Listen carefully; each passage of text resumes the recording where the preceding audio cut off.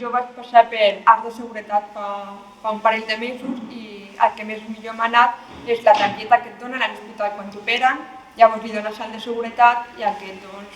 decideix que si pots colar-te, per dir-ho d'una manera. Una altra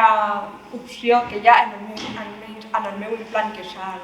el Cochlear 2, és deixar-ho en una capseta, passar-ho per la cinta de seguretat i tu passar sota l'arc de seguretat. I en el meu cas, l'imant de dents només girarà sobre si mateix, però no sortirà ni cap cosa d'aquesta. En el meu cas no puc passar per l'arc. Jo el que faig és, sempre que viatjo, porto tota la documentació possible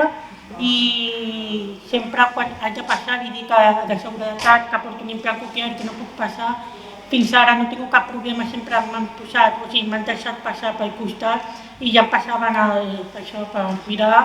i no m'han demanat res, però sempre ho porto perquè depèn molt de la persona, de que hi ha gent que és més confiable i altres que no, que et poden demanar, però de moment cap problema. En el meu cas sí que m'han demanat perquè